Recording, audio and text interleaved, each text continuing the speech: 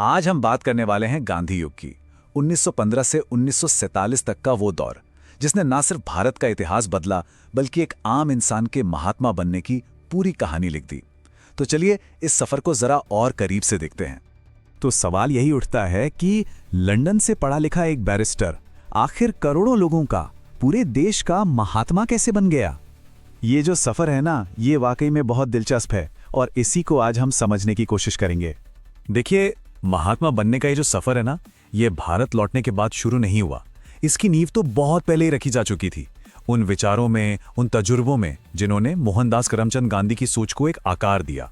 सबसे पहले उनकी पृष्ठभूमि को समझना जरूरी है। वो कोई मामूली परिवार से नहीं थे। उनके पिता करमचंद गांधी राजकोट रियासत के दीवान थे। अब इसका मतलब क्या हुआ?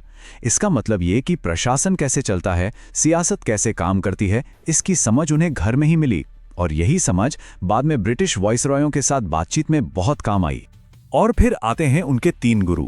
गोपाल कृष्ण गोखले ने उन्हें भारत की राजनीतिक जमीनी हकीकत समझाई। महान लेखक लियो टॉल्स्टॉय ने उन्हें अहिंसा का दर्शन दिया और श्रीमद राजचंद्र ने उन्हें सच और आत्मशुद्धि का आध्यात्मिक रास्ता दिखाया। तो ये जो तिकड़ी थी ना, राजनीति, दर्शन और अध्यात्म, यही संतुलन उनकी सबसे बड़ी ताकत बना। भारत में आज़ादी की लड़ाई छेड़ने से पहले गांधी जी के पास एक लैब थी जहां उन्होंने अपने सारे हथियार तैयार किए, अपने सारे तरीके आजमाए, और वो लैब थी दक्षिण अफ्रीका। कह सकते हैं कि ये उनके सत्याग्रह के सिद्धांतों की असली R&D लैब थी।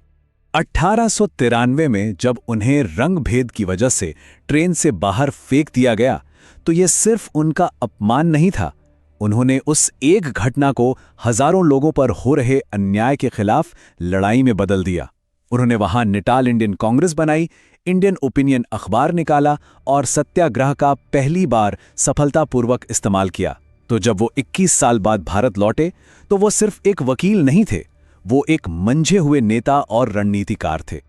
और फिर वो दिन आया, 9 जनवरी 1915। ये वो तारीख है जब गांधी हमेशा के लिए भारत वापस आ गए। ये सिर्फ एक इंसान की घर वापसी नहीं थी, ये भारतीय स्वतंत्रता संग्राम के एक नए युग की शुरुआत थी।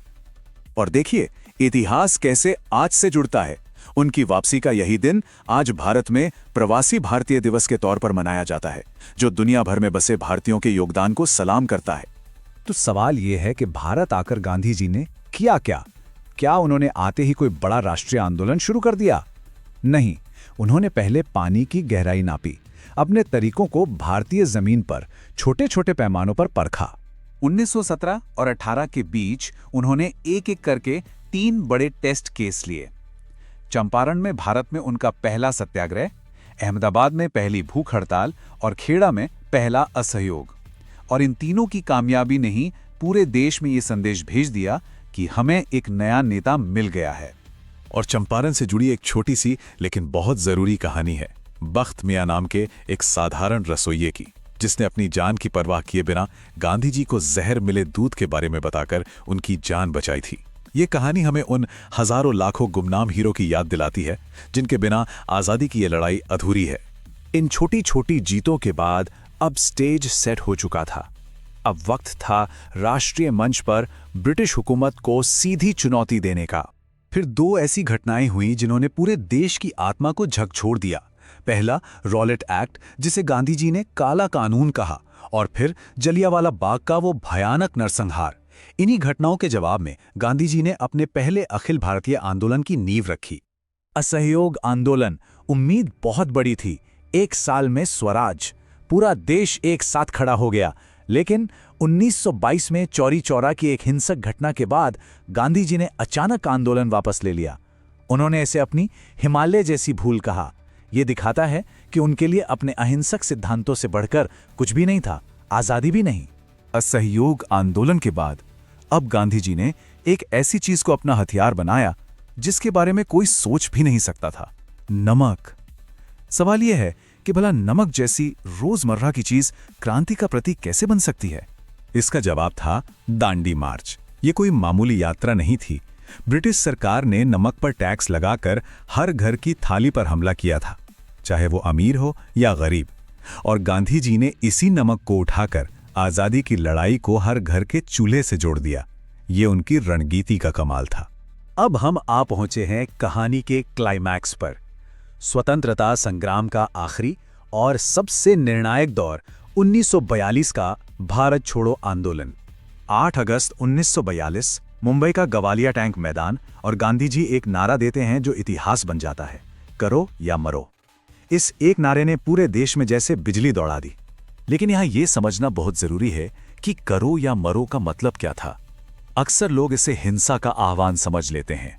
नहीं, ये एक वैचारिक प्रतिबद्धता थी। इसका असली मतलब था, अब या तो हम आजाद भारत में सांस लेंगे या इस कोशिश में अपनी जान दे देंगे, लेकिन गुलामी में अब और नहीं जिएंगे। पीछे हटने का कोई रास्ता नहीं है।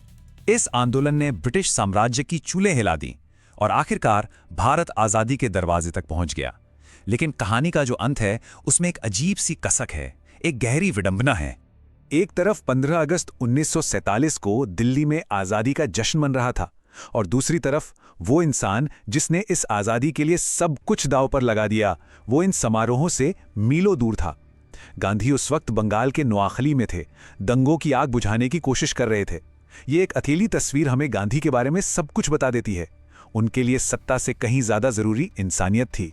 और आखिर में 30 जनवरी 1948 को दिल्ली के बिरला भवन में उनकी हत्या कर दी गई। जिस इंसान ने पूरी जिंदगी शांति और एकता का पाठ पढ़ाया, उसी ने नफरत की वेदी पर अपनी जान दे दी। तो आखिर में हम इसी सवाल पर आकर रुकते हैं कि सत्ता से हमेशा दूर रहने वाले और शांति के लिए अपनी जान देने वाले इस राष्ट्रपिता की विरासत का आज के भारत के लिए क्या मतलब है। ये एक ऐसा सवाल है जिसका जवाब हम सबको अपने अपने तरीके से खोजना होगा।